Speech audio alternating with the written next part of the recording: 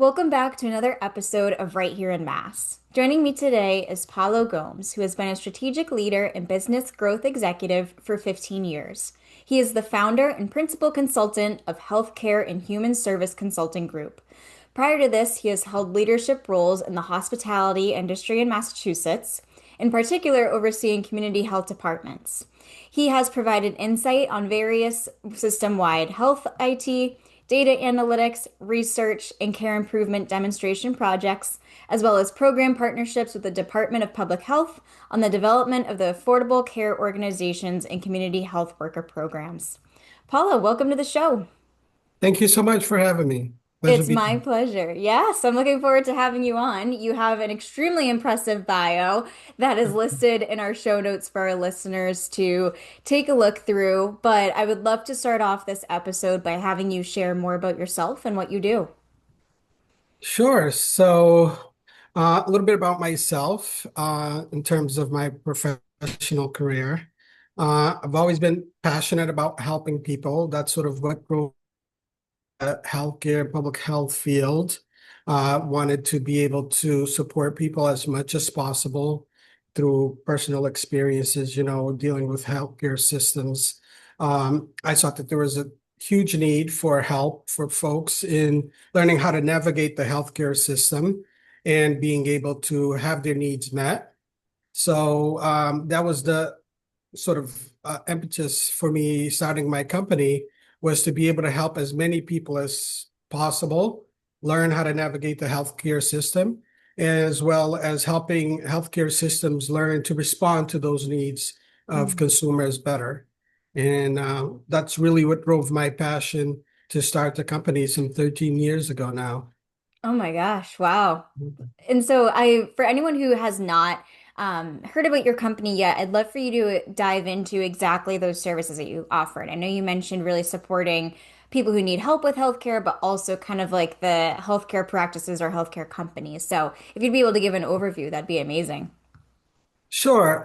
So basically, what we do is we partner with healthcare human service organizations, and our primary goal is to help them run as efficiently as possible, responding to the needs of consumers, clients, patients. That's our ultimate goal. So, what that often looks like is learning about what are the greatest barriers to care for a healthcare system or a particular healthcare office or human service office. What is preventing patients or clients from using their services more efficiently? And we'll do a deep dive. What I like to say is we use a data-based approach, evidence-driven, to try and understand what are some of those barriers to care. And we will work with the leadership in that organization as well as the consumers, which is another huge piece that often gets left out, is that the consumer voice isn't brought to the table. So one of the big things that we are proponents of is ensuring that we have the human and consumer perspective in those decision-making tables to develop a healthcare system or a care coordination system, what have you, that meets those needs of those clients.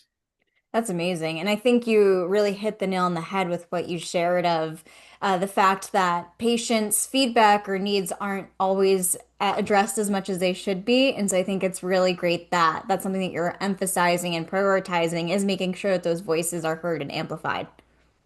Absolutely, yeah. Patients, consumers have a tremendous amount of power. I don't think that enough people know that they are the key member of what we call the care team, right? Within the healthcare terms.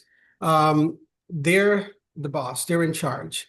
Mhm. And many times when you enter a care facility, uh, often people will become intimidated by a lot of lab coats around them, and it's sort of a traumatic moment to also be going into. Maybe you're getting some news that you'd rather not hear, or maybe a loved one is going through a difficult time. So a lot of people, they tend to clam up and sort of Mhm. keep not ask questions that they really should be asking, and taking charge of uh, that care interaction the way that they should. So there's a lot of questions that need to be asked. There's a lot of power within that patient to advocate for the kind of care that they would like to receive. Mhm. So what we try to do is help folks along that path. I love that. And it makes me wonder too, because you brought up a really good point about how a lot of people are hesitant and a little bit overwhelmed by advocating for themselves and asking those questions. What advice do you have for consumers or for patients with being able to kind of improve their advocacy skills, so to say? If they know that they want to advocate for better care or services, what they're getting, like what advice do you have for them for just kind of, like you said, owning the power that they do have? Well, information is key. Hmm. Educating yourself as much as possible before entering the care environment. Having your questions up front. Right now, everyone has a smartphone in their pocket. It's very easy to research. I highly recommend that people use reliable sources of data. Medline Plus, the National Institutes of Health has some great resources, great libraries. Even WebMD is a great resource. So yes, informing yourself as much as possible and then making sure that you're having a conversation, be it with a loved one or your next of kin, if that's a situation that you're in, and talking about the kinds of questions that you want answers to, and going into that care situation with a list of questions that you have prepared um, beforehand, so that when you do enter into that space, you're prepared to ask those questions. Yeah, and I think that's great advice, is just really what you've shared there, the whole benefit of preparing. So if someone kind of goes into an appointment, they might feel put on the spot or might not be able to remember everything that they really wanted to share. But when they go in with that list, as you mentioned, it really makes them feel more confident and more comfortable with being able to bring up the points that are important to them. Right, right. Yeah. Absolutely. Yeah. And so, since you mentioned that you started your business, I think you said about 12 or 13 years ago, I'm curious to hear what sparked that. Like, you have a very impressive career background working at a few different prominent organizations. And so, I would love to hear what made you want to go off on your own and start your own business. Well, I saw a tremendous need for the kinds of services that we could provide. Hmm. Um, I spent some time working with a lot of different healthcare systems. Uh, this was way back when the Affordable Care Act was being rolled out, and I was involved in a project through the state to lead the patient and community engagement team. And in doing that work and working with a lot of different healthcare systems around the state, I saw that there was a tremendous need for healthcare systems and providers to have a better understanding of what is happening at the community and the patient level. Hmm. Uh, Back then, a huge thing that we were trying to tackle is, for example, no-show rates. A lot of folks going to appointment or not going, showing up to appointments, excuse me. And back in those days when that happened, people tended to say that, patients are not compliant. They don't care about their health care, for example. And I knew that that wasn't true from having conversations around the community, leading focus groups, doing the data research. And what we learned is that, it's not necessarily that folks don't want to be engaged in care or sort of just blowing off their appointments. It's that the needs of those patients weren't being heard. A lot of Hmm. folks are working 9 to 5. A lot of folks are working 2 jobs, and appointments weren't being set up at the time that those folks needed those appointments.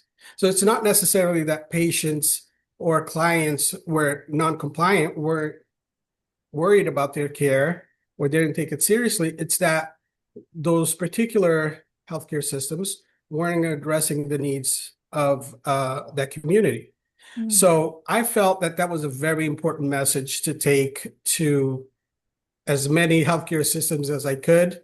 Um, and that's really what pushed me to start the company, is wanting to ensure that clients, patients, consumers had a seat at the table, that there was data behind what was happening in the healthcare system, and that data needed to be brought forward, and that those considerations needed to be made when care systems were being designed. Hmm.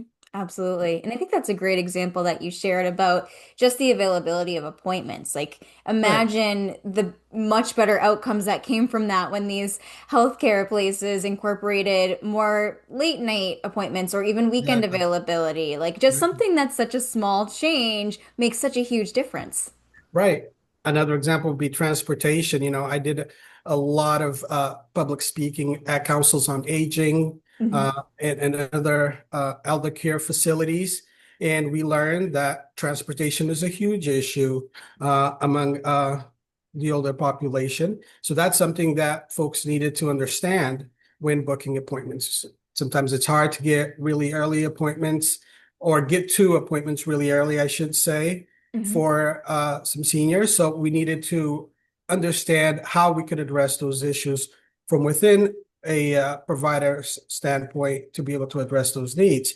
And once those changes started to be made, what we were able to do through demonstration projects is seeing a rapid reduction in no-shows, and what we call no-shows was patients not showing up or clients not showing up for appointments. Hmm. Definitely. And it sounds like from these examples that you've shared that your work really focuses on making access to healthcare more equitable because just from being Absolutely. able to incorporate more of those hours and, like you said, provide transportation, I think it almost seems like prior to these changes that the practices or healthcare organizations were almost catering more to people who had a little bit more privilege, who just kind of assuming that everyone has a ride, assuming that everyone can meet within these hours. And so I really love that you've helped these organizations show that you really have to make sure there's an equal playing field for everyone.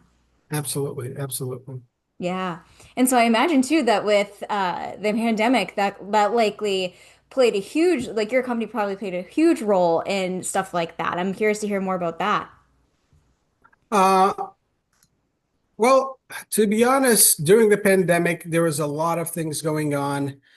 There was a lot of involvement by the government. Federal government obviously was very involved in um, releasing policy around care systems. Hmm. So it wasn't something that we really played a huge role in simply because it was a very novel situation, to say the least, Yeah. for healthcare systems.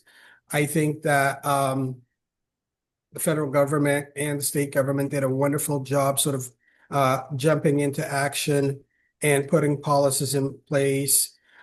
Sure, it wasn't perfect, but I think what they were doing was exactly what needed to be done to try and save as many lives as possible. Hmm. Um, so again, for us, the key piece was making sure that folks were being educated about uh, how to go about their lives, keeping themselves safe, keeping their family safe. And one thing that we were particularly interested in working on and did some work around was ensuring that everyone had access to that information. So Massachusetts happens to be a very diverse state in terms of languages. Hmm. Um, so ensuring that there was educational material available in the languages that people needed, so that everyone had that same, there was a lot of misinformation going on. So we certainly needed to push for translated educational materials, um, so that those folks who needed access to that information had that access as well. Definitely. And I know you mentioned earlier that one thing you've done a lot of is focus groups. And so it sounds like that offering or that service that you provide plays a big role in kind of helping to get more information about what these patients or consumers or clients are looking for. And so I'm curious to hear more about that process. Um, I'm sorry, I missed that question. Say that one more time. Yeah, so I know you mentioned earlier you've done a lot of focus groups. And so it Right. sounds like the information you gathered from that really kind of helped you provide better suggestions to your clients of things they can implement and improve. And so I'm curious to hear your process of that, of focus groups, and how you found they've benefited the organizations that you work with. Yeah, I mean, I believe that focus groups provide a tremendous amount of very rich qualitative data Hmm. that often gets missed when we're doing just the hard core quantitative public health data. We are able to extract from that some really important stories about what folks are going through, some of the things that they're dealing with on a day-to-day basis. And those stories are invaluable because they help a healthcare system really understand what are some of those core issues behind what they're seeing happen um, within their practices. Mhm. And those stories are very telling, you know. They are very important in being able to supplement what we're being able to demonstrate in the quantitative data that we're able to pull together to public databases and what have you. Absolutely. And what would you say is the benefit of a healthcare organization hiring a company like yours to support them with this process compared to trying to ultimately DIY it or keep it all in-house? Yeah. Uh, I believe one of the key benefits, and one that, everyone needs to take into consideration is having that objective perspective in the room. You Hmm. know, having worked in in many different healthcare systems and seeing what happens within some of the conference rooms, um, there are many different points of views, very different interests represented in different places. So having someone who can come in who is objective, who has a goal that is agreed upon, is not bringing in their sort of own personal baggage and sort of own personal interests into that space and can provide some insights that are objective and actionable, is super important Yeah. because it's very hard to find, again, from within the organization. Because, again, we all know about office politics. We all know that, Hmm. there's a lot of different interests in the room. But when you have that objective voice coming in and sort of shining a light on things that, perhaps some folks uh, aren't 100% comfortable talking about or bringing up, we can do that and have a very frank conversation. We can help sort of lead a very frank, open, and honest conversation about what needs to happen next to ensure the success of that organization. Yes, I love that. And it also sounds like, too, a huge benefit of working with an expert like yourself is really the time. I mean, just from everything you've shared, I'm like, oh my gosh, these are really extensive but important projects that are getting worked on. And so being able to bring an outsider like yourself in, I imagine will help open up the time and resources within the organization to focus on other projects and other tasks that they need to deliver. Absolutely. And one of our taglines is quality service and measurable results. We Hmm. always want to ensure that whenever we're working with any organization, we're able to demonstrate measurable results, right? So we're Totally. either producing a huge cost savings to the organization, or we're able to demonstrate how the insights we provide, if that organization is to take those steps, it's going to be hugely beneficial to them, not only as in terms of the care that they're providing, but also in helping the bottom line. And if we or I can't make that case, then that might be a situation where I would not want to be involved because we want to ensure that we're adding value uh, to that organization, whichever encounter and we walk into. Absolutely. And having owned your company for the past 12 or 13 years or so, I'd love to hear how it's changed throughout that time. And also if you have anything exciting coming up in this next year that you can talk about. Yes, it's changes. There are a lot of changes, especially technological, right? We're Yeah, hearing a lot about AI and its impact in the healthcare sector, in the human service sector. So for me and for our team, one of the biggest changes has been to adapting to the changing environment technologically. So learning as much as we can about the different artificial intelligence tools and software that are currently available. There's more and more coming out pretty much every day. So trying to stay on top of that is key for us because we know that providers simply, don't have the time. Mhm. And honestly, you know, a lot of these providers, clinicians are great at what they do. So we want to ensure that their time is invested in just that, providing that clinical care rather than to having to research what AI tool would make your office more efficient. So we're doing a lot of that work now. And we're offering that level of support to a lot of organizations, particularly myself. I'm a certified AI specialist. I've taken some courses in learning how best to use AI, how to educate your staff about AI and what its implications may be in the office environment. That's a huge piece of what we're doing now is pushing for that education. There's a Mhm. lot of fear right now in the workplace around whether AI is going to replace my job. What does this mean for me and my family or me and my business?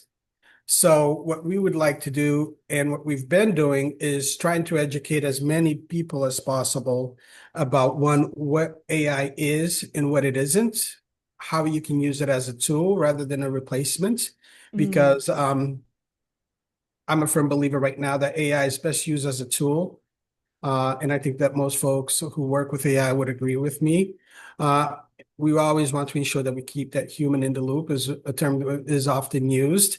So the team and I are sort of working on ensuring that we're as educated as possible about these new software that are out there and being able to provide assistance to organizations who are looking to make that move and not be left behind because, as we know, those first organizations that are adopting and becoming more and more efficient because they're adopting these new technologies are certainly the ones that will be in the lead in the future.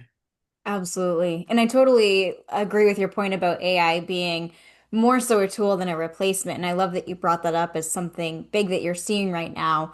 It reminds me of a quote that I recently read that I think is so relevant here. And it's something along the lines of AI is meant to do the mundane work for intelligent people, not intelligent work for mundane people. And I was like, that is so true. And so it sounds like from Absolutely. what you've shared and what you've learned in all the courses that you've taken, that that's something you believe in as well. Yeah, yeah. And for me, as someone who was learning about AI and going through, I took a particular course at MIT that I thought was really great and really helpful. That's where I sort of heard that term for the first time was that, ensuring that you maintain that human in the loop because it's so important to have someone always fact check. What these systems are doing. They're not perfect systems yet. Some folks say that they will eventually get there.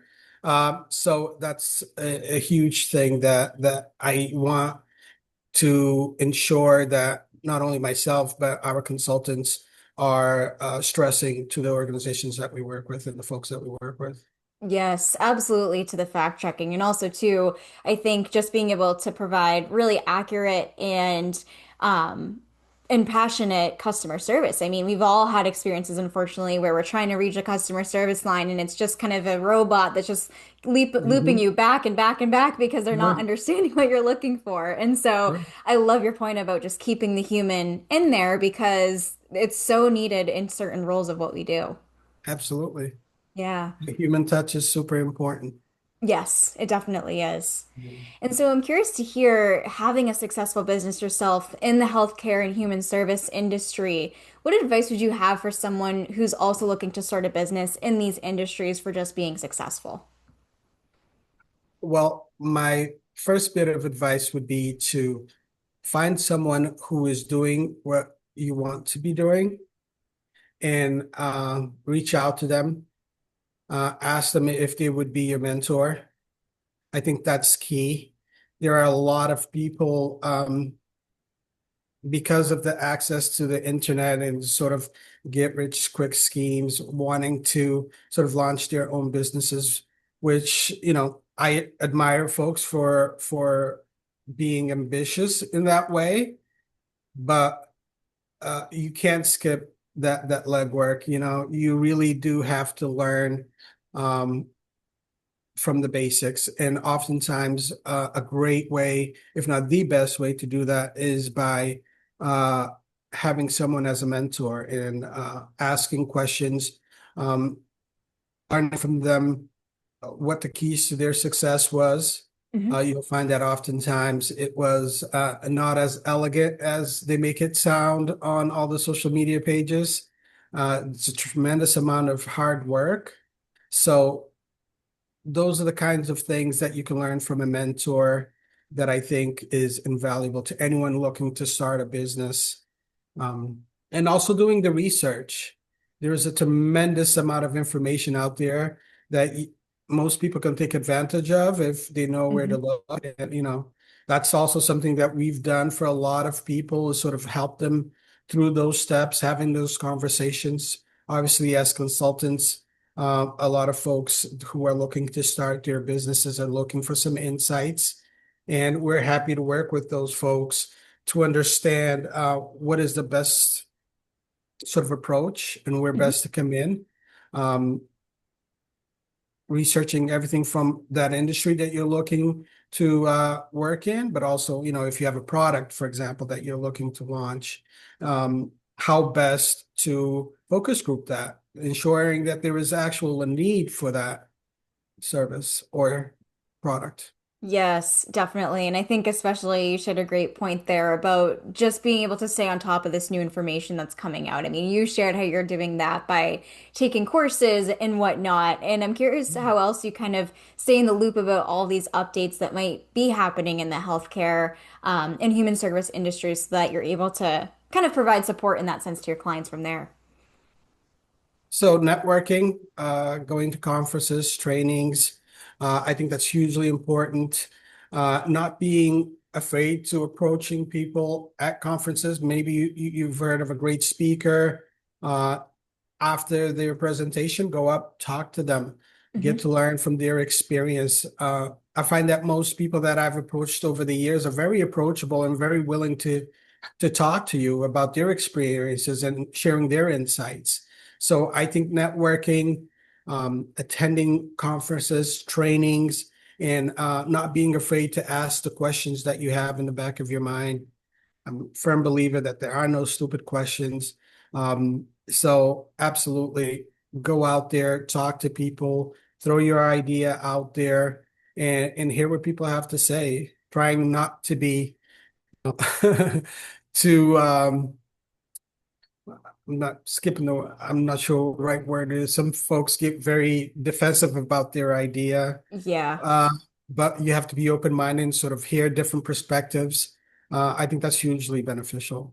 Totally. Yeah. And you brought up the great idea as well about networking. I've always been a really big believer in the whole notion of community over competition, being able to support others who have similar businesses to yours and being able to collaborate with one another. I think that's a really good piece of advice that you shared. Thank you. Yeah. And as we get closer towards the end of this episode, I always love asking our guests what their favorite local businesses are to support. So I'm curious to hear what yours might be.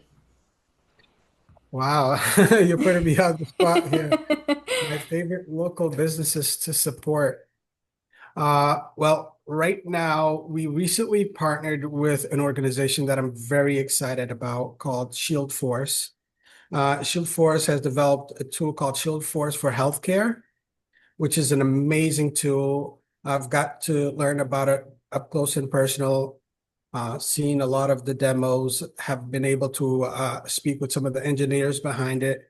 And I'm really excited about that company because what they've done is they've taken the latest research in AI and the tools that are available in cybersecurity, and they have adapted that to the healthcare and human service field. So I Mm, find that that's a tremendous need at this moment because as I said, just in my experience learning and working with AI, the risks that are out there are unbelievable.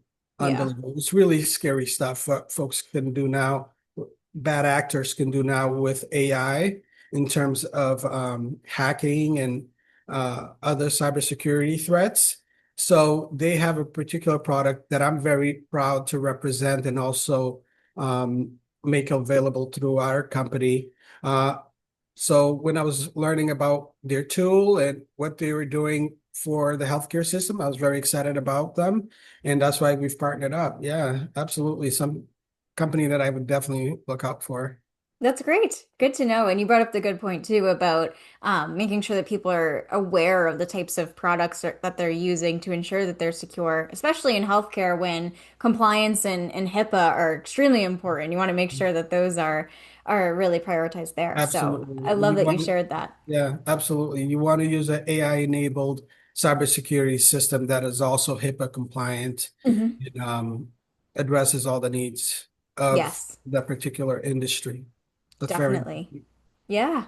Paulo, this has been a really wonderful episode, and I've enjoyed having you on the show to share everything that you're doing within your company. And now I'd love to have you share with our listeners where they can find you online in case they'd like to connect further. sure. So we are on LinkedIn. We have a very popular LinkedIn page. We're also on Facebook, Healthcare and Human Service Consulting Group, um, with Epsilon. And they can also find us online on our website, www.hhsconsultinggroup.com. Amazing. And I will link to all those places in the show notes so that our listeners can easily click through and connect with you from there. Thank you so much again for coming on today's show. I appreciate you so much. Thank you again.